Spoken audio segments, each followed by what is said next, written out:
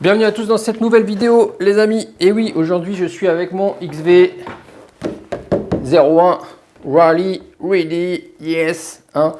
Là, on a la carrosserie de la Subaru. Je ne l'ai pas encore faite, mais je vais la faire comme ça, comme elle est là, en version box art. Elle est là-bas. Je la vois. J'ai les peintures qu'il faut. Il y a un peu de taf. Il y a beaucoup de stickers dessus. Il y a plusieurs couleurs à mettre en peinture. Donc, je vais prendre mon temps. C'est pas pressé parce que si vous avez suivi sur la chaîne, j'ai fait la carrosserie de la Ford Focus RS version 2003 blanc nacré et c'est elle qui ira sur ce châssis. Ok. Alors, moi je voulais vous faire un petit point sur ce châssis.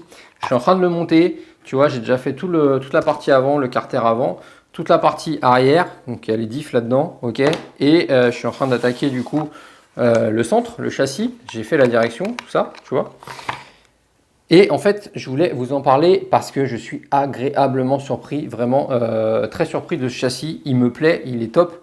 Il est bien sûr beaucoup plus complexe qu'un TT01 ou un TT02 qu'on a l'habitude de voir sur la chaîne. Donc ça fait plaisir de voir autre chose. On a des plastiques, bon, c'est la qualité Tamiya, ok. Il y a plusieurs types de plastiques sur les grappes, c'est cool. Mais il y a plusieurs points qui sont bien dessus, tu vois, où là on est sur une gamme un petit peu quand même supérieure. Par exemple, on a la visserie. La visserie chez Tamiya sur un TT02 basique, on va dire, pas si tu prends une version SR, si tu prends une version SRX, tout ça, là, les hauts de gamme qui ont des vis métriques. Là, on a, bon déjà, chez Tamiya, il y a de la vis noire comme ça et de la vis blanche. Okay, donc là, on est sur les vis noires, c'est plus beau. Okay, et on est surtout sur de la vis, alors je ne pense pas que tu vas le voir là, regarde, on est sur du pas métrique ici. Tu vois, la vis. C'est pas des grosses vis un peu style vis à bois qui vont venir dans le plastique. Alors ça va tenir une fois, mais une fois que tu vas les démonter, remonter, démonter, remonter, le plastique il aime pas. Il aime pas du tout. Ça, c'est beaucoup mieux pour le plastique. Ça permet de pouvoir remonter, démonter. Ça tient mieux. Franchement, ça accroche mieux. C'est mieux, beaucoup mieux. Donc tu vois, c'est le genre de petit détail où tu sens que tu es sur un truc déjà au-dessus. Qu'est-ce qu'on a d'autre par exemple? On a la direction. J'ai monté la direction là. Et elle est entièrement sur roulement à billes, là. Donc c'est bien parce que du coup, tu as beaucoup moins de jeu tout en ayant un truc qui se maintient, qui tient vraiment bien. Ok. Donc tous ces petits trucs sont cool. Regarde, là tu as la partie avant, donc normalement tu mets le moteur là. Je ne l'ai pas encore mis parce que j'attends de le recevoir. Je vais te parler de l'électronique après. On a du coup une couronne comme ça qui tient avec 4 vis, donc c'est une couronne classique. Ce qui veut dire que là, si tu veux mettre autre chose, un autre module que le module Tamiya, tu peux sans problème. Tu enlèves ta couronne, tu mets une couronne par exemple 48 dp avec un pignon moteur 48 dp, tu auras beaucoup plus de choix de taille et tu pourras mettre du coup ce que tu veux. Donc ça c'est cool aussi. On a cette partie là qui est cool. On a les différentiels qui sont dedans. Différentiels avant, arrière, ils sont étanches. Ça veut dire que c'est des différentiels à huile. Donc dedans, ils nous disent de mettre l'huile d'amortisseur. Donc c'est de la dure, c'est de la blanche chez Tamiya. Ce qui correspond à 900, normalement. C'est près de la 900, je crois, un truc comme ça. Ok. Donc on a ça qui est bien aussi parce que du coup ça va te permettre de changer ton huile et de faire des réglages. Si je veux, je mets de l'huile plus épaisse dans le diff avant par exemple. Si je vais vouloir rouler sur piste, moi, je vais mettre de l'huile plus épaisse dans le diff à l'avant parce que je veux que le diff soit plus dur. Ok. On a des plastiques vraiment très corrects. Donc comme chez Tamiya, il y a plusieurs, suivant les grappes qu'on a en fait ici. Les pièces, elles sont sur des grappes. Et suivant les grappes, ce n'est pas les mêmes plastiques. Donc, tu as des plastiques brillants, des plastiques un petit peu fibrés. Celui-ci, il n'est pas fibré, 100% fibré comme pourraient l'être les vrais châssis Tamiya fibrés. Mais il n'est pas non plus plastique tout mou comme pourrait l'être un TT02. On est entre les deux. D'ailleurs, un de mes abonnés m'avait posé la question et je lui avais dit c'est entre les deux. Effectivement, là, je l'ai sous les yeux. C'est entre les deux. Il n'est pas fibré, hein. Il n'est pas fibré, mais il est quand même plus rigide que la normale. Bon, après, vu sa forme, normal qu'il soit rigide. La seule chose que je pourrais regretter là-dessus, c'est que la batterie elle soit en dessous. Donc, c'est pas le fait qu'elle soit en dessous qui me dérange. Le fait qui me dérange, c'est que ça va être un cache que tu vas venir visser pour mettre ta lipo. Ta lipo va être là, en dessous. Et du coup, à chaque fois que tu veux changer de lipo, il faut que tu dévisses et que tu remettes les vis. Ça, c'est le point que j'aime pas là-dessus. Mais c'est vraiment le seul truc. Parce que sinon, ça me paraît vraiment, vraiment bien.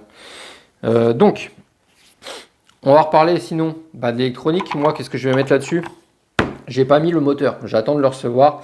J'ai pris un petit surpass pour commencer un petit... Bon, on va la monter en brushless.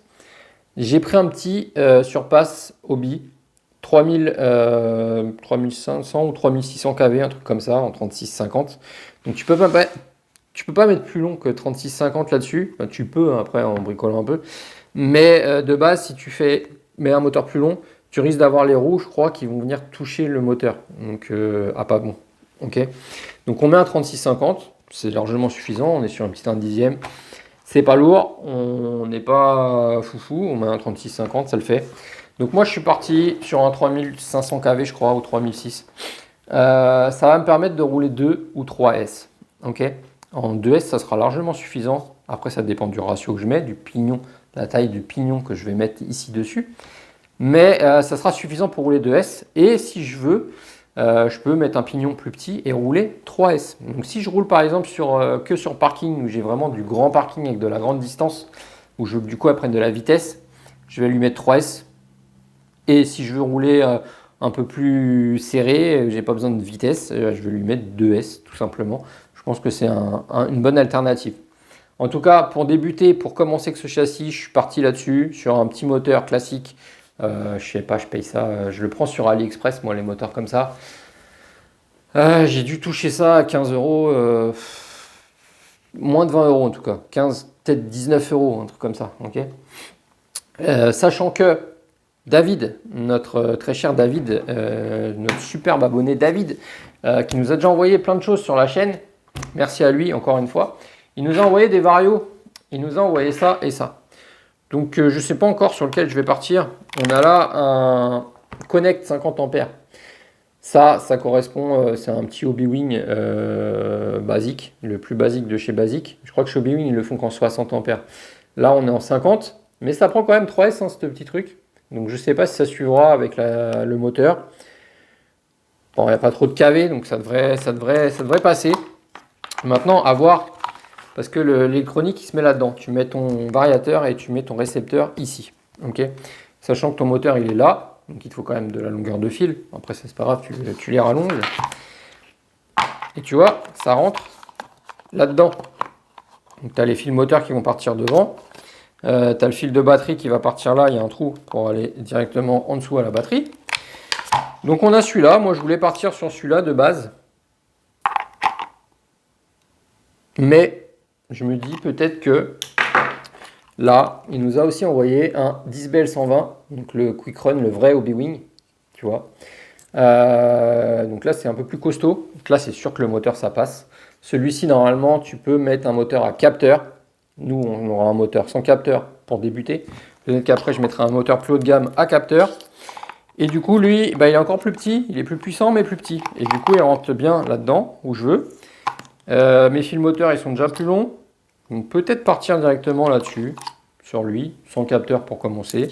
Et puis comme ça, j'aurai juste, si je veux mettre un moteur mieux à capteur, et ben on partira sur un moteur à capteur. Ok. Donc voilà, j'hésite encore, je sais pas. Je vais voir quand je vais recevoir le moteur, je vais le mettre. Je vais placer mon électronique, je vais voir ce que je fais. Ok. En tout cas, voilà. Je voulais juste vous faire un petit point montage de où j'en suis. Là-dessus, tu vois, ça va donner à peu près un truc comme ça à la fin. Là, tu vois. Donc là, on va attaquer tout ce qui est porte-fusée, fusée, triangle, etc., etc. Et puis bah, après, ça sera bon. Hein. Donc voilà. En tout cas, agréablement surpris de ce petit truc. Hâte de l'essayer. Vous verrez ça en vidéo. Moi, je ne fais pas le montage en vidéo. Je voulais juste vous faire un petit point parce que je vous avais promis d'en reparler. Beaucoup se sont intéressés à ce châssis. Il est vraiment bien. Il existe depuis plus de 10 ans. Si Tamiya, ils ont continué de le faire, c'est qu'il est vraiment bien. Et vu ce que j'en vois là, je me dis effectivement, il a l'air sympa. Donc, hâte de l'essayer. Donc, je vous laisse là-dessus. T'oublie pas le petit pouce. T'oublie pas de t'abonner, de mettre la cloche, de mettre tout ce qu'il faut pour nous faire plaisir, pour suivre la suite de nos aventures. Et puis, bah, moi, je vais continuer de monter ça. Allez, ciao!